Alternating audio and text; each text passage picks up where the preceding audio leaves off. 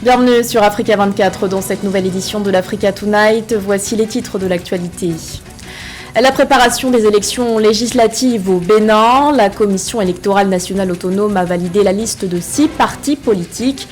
Sur la liste des mouvements qui ont vu leur dossier refusé figure notamment celui du parti Les Démocrates. L'expédition prochaine en Ouganda de vaccins candidats, à l'heure où le pays est actuellement confronté à une épidémie d'Ebola, l'Organisation mondiale de la santé a donné son aval pour qu'il soit inclus dans un essai clinique. Et puis le bilan des quarts de finale de la CAN féminine de handball qui se joue actuellement au Sénégal. Le pays hôte qui est notamment parvenu à s'imposer face à l'Égypte. Les détails à suivre dans ce journal. Mais tout d'abord, le verdict est tombé pour les militants du mouvement pour la renaissance du Cameroun. 35 d'entre eux ont vu leur recours être rejeté par la cour d'appel. Ces partisans du MRC avaient été arrêtés en 2019-2020 lors de manifestations. La justice militaire les avait ensuite condamnés à des peines de prison pour rébellion et tentative d'insurrection notamment. Ce 17 novembre, la cour d'appel a finalement accepté 4 recours sur les 39 qui avaient été déposés. Malgré cette décision de justice, l'avocat des opposants n'entend pas baisser les bras. Maître Hippolyte Méli compte en effet déposer un recours auprès de la Cour suprême, car il s'agit selon lui de décisions politiques. À moins de 2 mois des élections législatives béninoises, la Commission électorale nationale autonome a publié ce 16 novembre les listes validées pour concourir à ce scrutin. Les listes de 6 partis politiques ont été retenues par la Sénat. Celle du parti Les Démocrates n'a cependant pas été approuvée. En cause, un dossier incomplet. Des attestations fiscales manquent en effet à l'appel. Plus de précisions dans ce reportage de notre correspondant Lefty Ounou. Au Bénin, 6 partis politiques sont rentrés en possession du récépissé définitif leur permettant d'être en lice pour les législatives du dimanche 8 janvier 2023. Exclus du processus électoral pour le compte des législatives de 2019, alors noyau originel du parti FCBE et de la présidentielle de 2021 pour respectivement défaut de certificat de conformité et de parrainage, le suspense reste entier sur la participation ou non du principal parti de l'opposition, les démocrates, à ces législatives. Les 2 blocs politiques BR et UPR, épaulés par le chef de l'État Patrice Talon, ainsi que les partis alliés Moël Bénin UDBN et les partis se réclamant de l'opposition FCBE et MPL, ont obtenu leur récépissé définitif au terme du processus de réception des dossiers de candidature par la Sénat. L'heure a sonné pour que tout le monde nous rejoigne, pour que nous achevons le combat que nous avons démarré. Nous appelons nos aînés, tous ceux qui ont voulu nous aider le peuple béninois dans ce combat à ramener notre démocratie qui malheureusement n'ont pas pu y arriver, à nous rejoindre. 4 des 218 candidats titulaires et suppléants positionnés pour la liste du principal parti d'opposition, les démocrates, n'ont pu obtenir leurs quitus fiscaux dans le délai réglementaire du code électoral. Les négociations engagées avec l'administration fiscale pour l'obtention de ce précieux sésame inscrit dans le rapport de complétude de leur dossier n'ont pas prospéré. Pour de nombreux observateurs, l'enjeu de ces législatives demeure la participation de l'opposition aux élections au Bénin depuis avril 2016. Il n'y a plus d'enjeu pour ces élections puisqu'il n'y aura plus de challenge. On sait que l'opposition était incarnée plus ou moins par les démocrates. Donc il n'y aura plus véritablement de compétition. Il n'y aura plus vraiment de 2 pôles qui vont se battre, se mesurer, avec l'absence des démocrates à ce scrutin législatif. Donc ça va ressembler un peu à ces législatives de 2019 que tout le monde a déploré. Le principal parti d'opposition, les démocrates, qui entend user de toutes les voies légales pour sa participation au scrutin, a saisi la Cour constitutionnelle, juge du contentieux, au motif de faute de l'administration fiscale pour la délivrance de quitus fiscaux à ses candidats. Les regards sont désormais tournés vers cette juridiction pour la participation ou non du parti au scrutin de janvier 2023. Dans l'actualité également, geste de solidarité au Burkina Faso. L'homme fort du pays, Ibrahim Traoré, a décidé de renoncer à son salaire de président de transition. Une annonce faite ce mercredi 16 novembre par Jean-Emmanuel Ouedraogo, ministre de la Communication. Le porte-parole du gouvernement a par ailleurs précisé que le président du MPSR conserve son salaire de capitaine. Cette décision vise selon lui, je cite, à montrer cet esprit de sacrifice qui doit habiter chacun des Burkinabés dans la situation actuelle du pays. Autre information donnée, le Conseil des ministres a décidé de l'abrogation du décret d'avril 2022, décret relatif à l'augmentation des salaires des ministres. Dans cette même optique, les membres du gouvernement ont décidé que 50% de leur salaire du mois de novembre serait octroyé à la Caisse nationale de solidarité, et ce en vue de soutenir les personnes déplacées, affectées notamment par le terrorisme. L'actualité nous emmène également en Guinée, où le ministre des Infrastructures, Yaya Sow, a été démis de ses fonctions. Une décision prise par le chef de la junte, le colonel Mamadi Doumbouya, en cause une affaire de corruption dans laquelle plusieurs de ses collaborateurs sont aussi impliqués. Selon le décret lu à la télévision nationale, le ministre a été limogé en raison de l'ouverture d'une enquête judiciaire devant la Cour de répression des infractions économiques et financières. La CRIEF, qui a été mise en place par la junte en décembre 2021. Avec cette juridiction, les autorités de transition entendent s'attaquer au scandale économique et faire en sorte qu'il ne reste pas impuni. Alors que la COP27 touche bientôt à sa fin en Égypte, un guide de Sharm el-Sheikh sur le financement climatique équitable a été lancé lors de ce rendez-vous. Une initiative lancée par Rania Al-Mashat, la ministre de la Coopération internationale. Le document en question offre au continent des recommandations sur lesquelles il peut s'appuyer pour investir dans des projets d'adaptation au changement climatique et favoriser ainsi une croissance durable. Roberto Bogbe. L'Afrique a désormais un guide sur le financement climatique équitable. Le document a pour objectif de développer un cadre international pour la finance climatique et d'aider les pays africains à obtenir davantage de financement vert dans un contexte africain marqué par les déficits budgétaires liés à la gestion de la pandémie de Covid-19 et de la flambée des cours des matières premières énergétiques et alimentaires. Il a été élaboré par plusieurs organismes, dont le ministère égyptien de la Coopération internationale et plus d'une centaine de partenaires de développement, dont la Banque africaine de développement, des institutions financières ainsi que des organismes à but non lucratif. Une des recommandations stratégiques visant à stimuler la finance climatique en Afrique et à accroître les investissements dans les projets d'atténuation et d'adaptation, faisant savoir que le continent africain ne contribue qu'à hauteur de 3,8% aux émissions de gaz à effet de serre et ne reçoit que 5% des flux de financement climatique et que les besoins de l'Afrique sont estimés à 250 milliards de dollars par an. Pour le président du groupe de la Banque africaine de développement, Akinwumi Adesina, le guide de Sharm el-Sheikh constitue un instrument stratégique pour aider l'Afrique à mobiliser davantage de financement et relancer une croissance durable. De 100 milliards de dollars, les besoins de l'Afrique sont désormais estimés à 250 milliards de dollars par an. Le vice-président des solutions transversales de l'IFC, la Société financière internationale, croit en l'efficacité du guide de Sharm el-Sheikh pour enfin faire respecter ce dédommagement promis par les pays pollueurs.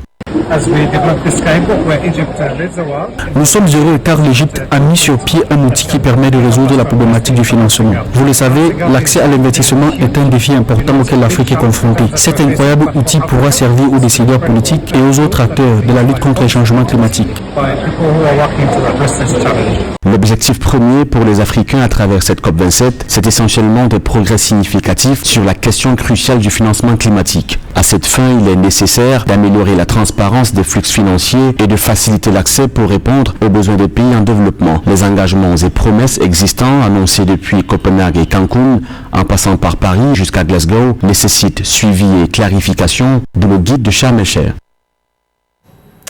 En 2020, l'avènement du coronavirus a provoqué une crise économique mondiale, notamment pour les pays pétroliers qui ont dû faire face à un effondrement des cours du pétrole. En Guinée équatoriale, dont l'économie nationale est fortement dépendante de la rente pétrolière, la question de la diversification économique se pose alors. Une question urgente à l'heure où le pays se prépare à tenir ses élections générales le 20 novembre prochain. Joël Ballot. L'économie de la Guinée équatoriale est entièrement dominée par la rente pétrolière qui représente plus de 78% du PIB et des exportations. Le bois et le cacao, base de l'économie dans les années reprises, dans les années 90, ont quasiment disparu des exportations. À l'aube d'un nouveau septennat, le prochain président devra impulser une politique de diversification des ressources de croissance au risque de faire face à l'inflation qui se caractérise par la volatilité des prix. Notre économie est fortement dépendante du secteur pétrolier. 90% des recettes publiques provenaient du pétrole. Donc une forte baisse des prix du pétrole sur le marché international se traduit par une réduction considérable des revenus reçus par le gouvernement pour continuer son programme de développement du pays. Dans son cadre de développement qui court jusqu'en 2035, la Guinée équatoriale, dont le succès a jusque-là reposé sur le pétrole, est désormais lancée dans une politique de diversification de son économie à travers l'agriculture, le tourisme, la pêche, les petites et moyennes industries. En 2021, la BDEAC a alloué à la Guinée équatoriale 1,9 milliard de francs CFA pour le développement de l'agro-industrie. Il existe plusieurs initiatives spécifiques dans ce pays qui contribuent déjà à la production de l'économie nationale. Nous avons les projets agro-industriels avec des contributions qui ont atteint déjà des millions de dollars. Par ses spécificités géographiques, la Guinée équatoriale a besoin d'une politique environnementale hardie pour assurer un développement durable. L'un des défis du prochain septennat sera aussi de réduire le taux de pauvreté, estimé en 2020 à 67%, car malgré une croissance économique forte, l'accès à un emploi continu reste problématique pour une grande partie de la population. Alors que l'Ouganda fait actuellement face à une épidémie d'Ebola, l'Organisation mondiale de la santé a donné son aval pour que 3 vaccins candidats contre la maladie soient inclus dans un essai clinique. Une information divulguée ce 16 novembre par le directeur général de l'OMS, Tedros Adhanom Ghebreyesus. Depuis fin septembre, la souche soudanaise d'Ebola circule dans le pays. L'Ouganda et l'OMS sont convenus de tester les vaccins développés notamment par le Sabin Vaccine Institute basé aux États-Unis et l'Université d'Oxford. Corinne Camden. L'Ouganda et l'OMS vont tester des vaccins pour combattre l'épidémie d'Ebola dans le pays. Les essais seront menés avec le soutien de l'Université ougandaise de Makerere ainsi qu'avec la Coalition for Epidemic Preparedness Innovation et l'Alliance du vaccin. S'adressant aux journalistes ce mercredi 16 novembre depuis Bali, en Indonésie, où il assistait au sommet du G20, le directeur général de l'OMS, Adhanom Ghebreyesus, a déclaré que les premières doses de vaccins contre Ebola devraient être expédiées vers l'Ouganda la semaine prochaine. Aujourd'hui, j'ai le plaisir d'annoncer qu'un comité d'experts externes de l'OMS a évalué 3 vaccins candidats et a convenu que les 3 devraient être inclus dans l'essai prévu en Ouganda. L'OMS et le ministère ougandais de la Santé ont examiné et accepté la recommandation du comité. Nous nous attendons à ce que les premières doses de vaccins soient expédiées en Ouganda la semaine prochaine. Un groupe distinct d'experts a sélectionné 2 thérapies expérimentales pour un essai, ainsi qu'un plan d'essai qui a été soumis pour approbation par l'OMS et les autorités ougandaises. Suite à la déclaration de l'épidémie en Ouganda le 20 septembre, le virus s'est propagé à 7 districts dans la capitale ougandaise, Kampala, augmentant ainsi les risques de propagation à l'intérieur du pays et au-delà des frontières. Intégrer la recherche dans la riposte contre l'épidémie, c'est l'idée derrière cet essai clinique qui a 2 objectifs: évaluer les vaccins candidats potentiellement efficaces et contribuer à mettre fin à cette épidémie et à protéger les populations à risque à l'avenir. Nous avons tous une incertitude quant à l'évolution de l'épidémie et nous ne savons pas combien d'anneaux peuvent être formés dans le cadre de l'essai. Mais ce que nous pouvons dire, c'est que l'OMS, les partenaires et les développeurs se sont engagés à randomiser ces vaccins afin que nous puissions générer des preuves solides qui nous permettraient de savoir si un ou plusieurs d'entre eux ont l'efficacité que nous recherchons. Depuis la semaine dernière, 6 nouveaux cas confirmés et 1 cas probable d'Ebola ont été enregistrés en Ouganda, portant le total à 141 cas confirmés et 22 cas probables. 73 patients sont guéris. Il y a également eu 2 autres décès confirmés d'Ebola et un décès probable, pour un total de 55 décès confirmés et 22 décès probables. Un mot de sport à présent avec la CAN féminine de handball qui se déroule actuellement au Sénégal. Ce 16 novembre, plusieurs équipes ont fait sensation durant les quarts de finale. Le pays hôte notamment est parvenu à s'imposer face à l'Égypte. Les Lions ont en effet battu les Égyptiennes sur un score de 21-19. Autre victoire notable, celle du Cameroun face à la République démocratique du Congo, compte rendu avec cher Omar Kamara et Ameneji. Pour son match en quart de finale de la CAN féminine de handball, l'équipe du Sénégal a battu l'Égypte 21-19 au terme d'une heure de suspense. Face à une défense musclée des Égyptiennes, les Lions de la Teranga ont été malmenés en début de match avant de prendre l'ascendant par la suite. En plus de leur qualification en demi-finale, elles ont décroché dans la foulée leur billet pour le mondial. On est super satisfaites d'avoir pu décrocher cette place au mondial. C'est vrai que, comme Yacine a pu le dire, on avait à cœur de faire mieux que la précédente CAN au Cameroun. On a loupé de très peu cette qualification. Donc on est très satisfaites et c'est pas encore terminé. On espère aller le plus loin possible sur cette compétition. L'équipe du Cameroun s'est qualifiée en demi-finale grâce à sa victoire à l'arraché face à la RD Congo 23-22. Les Congolaises ont longtemps rivalisé avec leur adversaire du jour avant de céder en toute fin de rencontre. Menées à la pause de 4 points d'écart, elles ont fait preuve d'un très gros caractère pour revenir à égaliser 21-21 à 2 minutes de la fin. Les Lions indomptables terminent ce très physique duel sur un succès d'un petit point d'écart, 23-22. Je suis très fière de mon équipe et très fière du coach parce que les coachs savaient déjà qu'on allait être prises en strict et qu'elles allaient faire une défense très très haute. Donc il a eu un coup d'avance un petit peu, donc on a su bosser ça durant l'entraînement, même si on a eu du mal à l'appliquer sur ce match-là parce que forcément c'est beaucoup plus intense, d'autant plus que face au Sénégal on a mis beaucoup d'agressivité, comme il a dit le coach, beaucoup d'entrain. Du coup c'était un peu plus compliqué de trouver des solutions sur le travail qu'on avait fait, mais on attendait cette défense très haute de la part du Congo.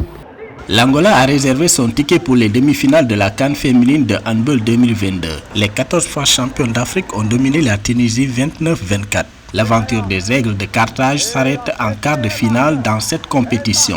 L'autre quart de finale qui opposait la Côte d'Ivoire au Congo-Brazzaville s'est tourné en faveur des Diablesses Rouges 35-21. Les Congolaises qualifiées dans la foulée au prochain championnat du monde affrontent les Lions indomptables pour une place en finale dans cette compétition. Ce journal a été réalisé par l'ensemble de la rédaction. Merci de votre fidélité. L'actualité continue sur Africa 24.